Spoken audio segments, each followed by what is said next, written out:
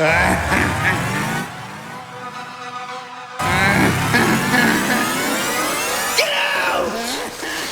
guys, welcome to another episode of Booze and Brews, and I am your host, Christina Kiefer, and this is where I talk about a haunted historic location while I drink the coffee of the day. Now, I don't know if you've noticed, I haven't been around for a little bit. I've had a lot of life changes in the past 2 months.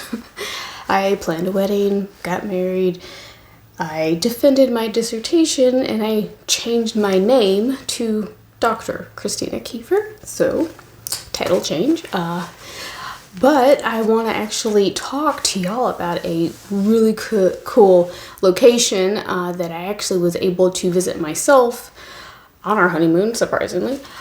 It's located in Belgium, in Ghent, so I want to talk about that, but first I'm going to talk about the coffee of the day. So I just made I did a pour over for this one and put some cream and sugar in it, and it's pretty good. This one's I got it from Belgium in Ghent, and it's Giovanna. It's actually pretty good. It's the Italian espresso, and it's actually not, it is strong, but it has more of a smooth finish to it, and you can actually go to their website if you wanted to and try this stuff out. It's at giovanna.be. I imagine, I'm not sure actually if they ship internationally, but that might be something that y'all need to find out. But I took it a step further with this one. Instead of just putting, regular sugar, I was like, you know what, I'm gonna try using the old-fashioned flavor, and you'd be surprised that it actually tastes pretty good. It's by Da Vinci. If anyone's trying to cut costs like we all are and try to make more coffee at home, you can go online, buy a bottle of this. It's actually relatively affordable. If you're wanting to try to do more coffee at home, I would highly recommend that one. It's got more of an orange type of flavor to it, but it's really good actually, so I highly recommend it. But I'm going to go ahead and get into today's story. So I'm probably going to butcher the name multiple times. I apologize. It's Gravensteen Castle, located in Ghent, Belgium. Now, its origins are from the Middle Ages. Gravensteen means Castle of the Counts in Dutch. It is a medieval castle with the current structure dating to 1180. History goes farther than that. The location of the castle was actually first fortified by the Count of Flanders during the mid-late 9th century. It was a wooden building with several wooden buildings surrounding that main structure there. It was not until the 11th century when the building was replaced by a stone residence. Stone, a little bit, better structure. So this building had 3 stories with a stone staircase, and it was about maybe 100 years later that the castle would actually transform again into a Moat and Bailey castle. And the Moat and Bailey castle was actually a really popular design between the 11th and 12th century. And when you think a moat, it's not the moat that we're talking about. So Moat and Bailey is actually the way they do it, or how they did it back in the day, was they would dig the dirt around an area, make a mound, and they would build the main castle structure on top of this mound. And in the lower lying areas, they would have smaller buildings, and that smaller area, that lower level, was called the Bailey. And around all of those buildings, the main castle and then all those smaller buildings, would be like a stone wall, a big stone wall where you can actually walk around it. And so that's what this castle transformed to. Now, in 1176, the main castle and the buildings on the bailey actually caught fire and destroyed the castle. So it was during this time that the castle was reconstructed using stone, and it had a large dungeon. Shortly after the buildings surrounding the castle, they were actually also replaced by stone buildings. Now, from the beginning of Gravensteen in 1180 to 1353, it was the residence of the Count of Flanders.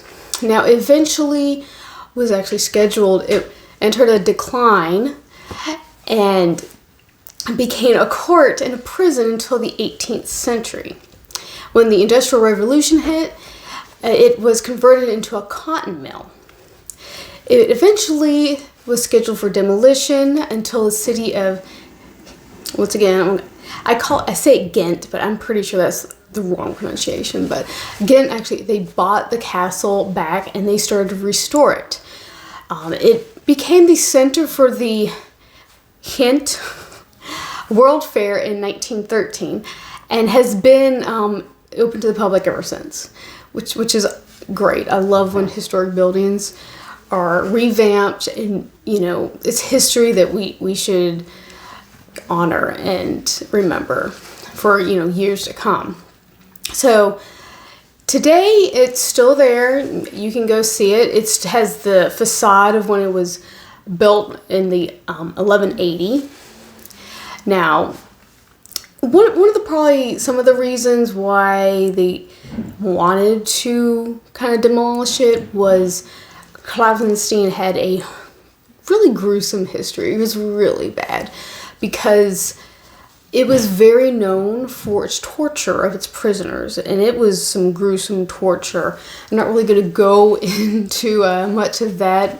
One example would be they would tie a prisoner's hands and legs, and they would just crank a crank and just pull until you can imagine what could happen. They would also dump, bind the prisoner down and just dump water on their face, where basically they'd almost drown, if not drown.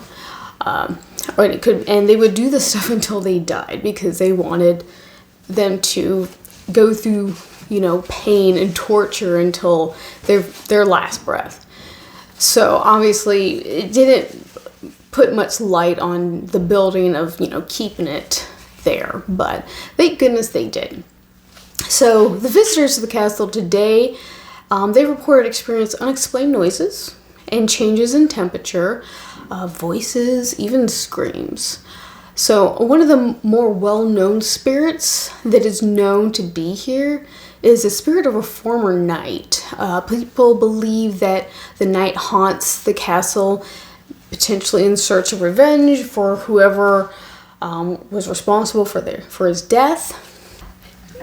Now, other hauntings of this location, not as well known because I haven't heard of them actually allowing people going in there to do, a paranormal investigation and actually, seeing what they could find. But we do know that the history of Gravensteen is very dark. Now, that's our location for today. If you liked this episode of Booze and Brews, please like and share this video. And if you would like to know more about the paranormal, different topics in the paranormal, whether it be ghosts, UFOs, cryptids, you could follow me on my podcast with my co-host Will Eimreich on the K&A Show, which will be found on atlradiox.com under the podcast section. Also, you can find me on Facebook, Twitter, and Instagram under Christina Kiefer. Thanks for watching, and I will talk to y'all later.